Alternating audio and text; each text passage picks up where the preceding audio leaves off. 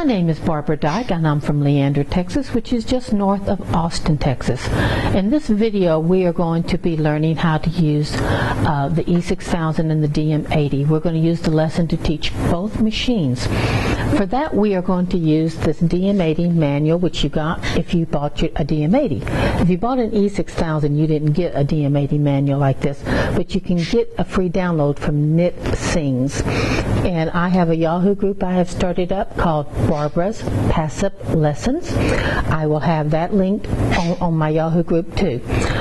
In this video we are going to be working on starting on page 18, which is the first test piece.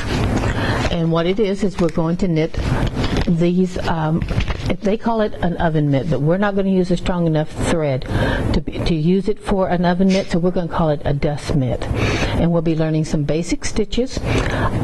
We will not be using pushers. We will not be using the console. So every stitch and everything we do is both identical on both the DM80 and the E6000. We're going to be using Bramwell Dual Magic yarn. This yarn is no longer being made, but if you bought your machine used, you probably got some of this in the stash. Or if you've had your machine for a while, you have this in your stash. It's about a 215, so if you don't have any Bramwell Dual Magic, it is about a 215, so it's a thin yarn. We're going to be knitting this at 3 3/4 on both beds. We will stay at that stitch size throughout until we get ready to cast off. Now we're ready to show you how to cast on. Okay, the first thing we need to do is we need to push down the lever for eyelet number 1.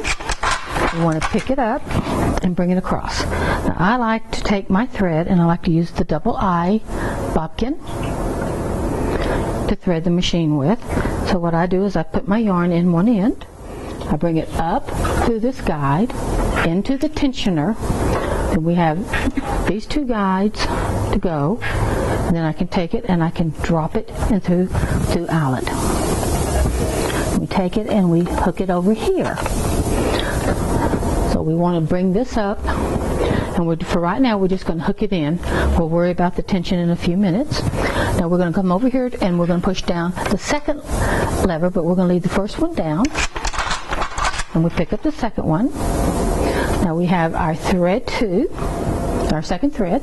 I've already got it in the little plastic guide back there, and I'm going to put it in here. And again, let me get out of the way. We're going to pop it into the tensioner. We're going to run it through this guide, through this guide, and then we're going to bring it through and drop it through eyelet number 2. You always want to thread behind the color number 1, because if you put this in front of color number 1, it would tangle up anytime you did your changing. So you want to do 1, 2, 3, 4. You can do 3 and 4, 2 and 3, 2 and 4. It doesn't matter as long as you keep your numbers straight and you always thread behind number 1 or number 2, and so on down the line. So we want to bring this and catch it into it. So now we're going to bring this tensioner. Right now I have this one set on a 3. It's going to be a little tight, as you can see, but this machine has gotten older, so it's going to let loose a lot more in a few minutes. So even though we want about a hand spat, I'm going to go ahead and leave that one the way it is, and it's about 2.5. And over here I'm at 2.5 again, so I'm going to pop that. See, now that's a little too much. I'm going to bring that through again and try it again.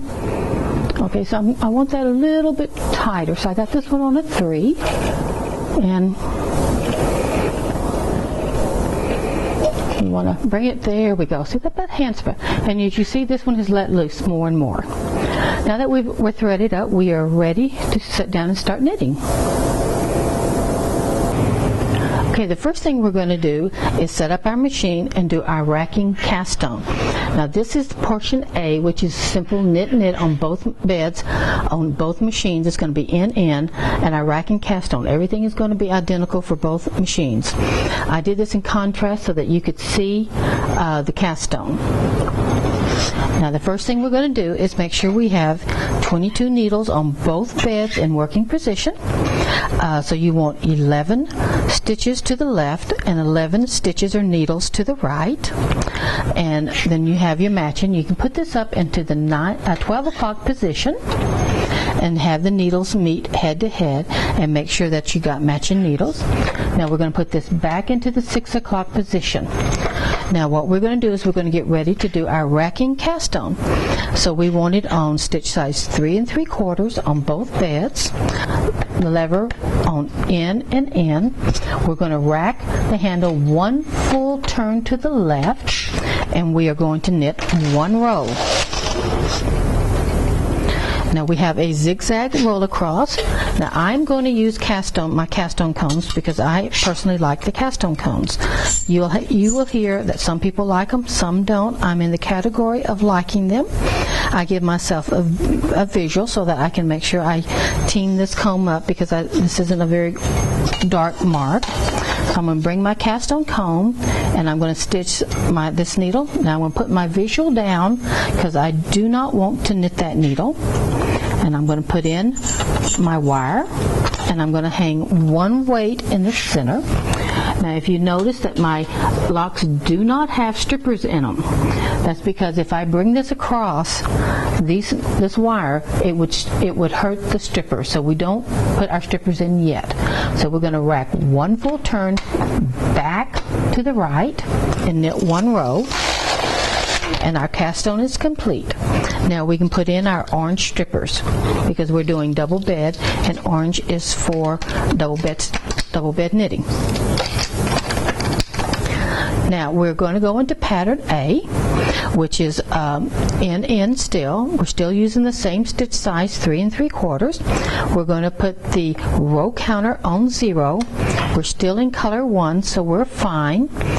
The lock is on the right, and now we are going to knit 30 rows in color 1. But before we do that, we do want to put our edge springs on. So I am closing my latches and putting on the edge springs.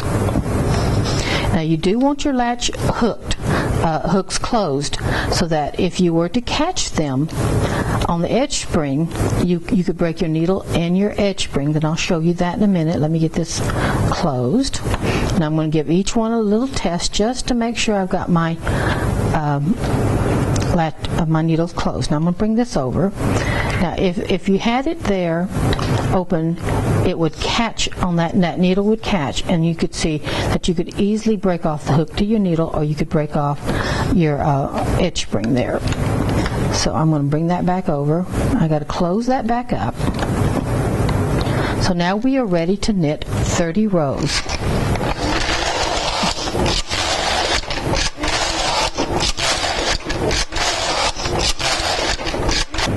Now we have finished part A, and now we're going to go into part B, which is full fisherman rib. That would be EX and EX on both beds, and you will see it shows the same, so you're going to be knitting the same. So what we need to do now is we need to pick up color number 2. We need to put our row counter on 0. The lock is on the right. We need to put it on the locks on EX and EX on both beds. And we all got color 2 here, and now we're going to knit 80 rows. Now I want you to see that when you're doing this, it is knitting and holding on both beds. The back bed has knitted off and the front bed is holding, and when you knit it this way, the back bed is holding a stitch and the front bed is knitting. So when you go one way, you're knitting one roll off, the one bed off, and you're holding the other one. So that's what creates the fisherman rib.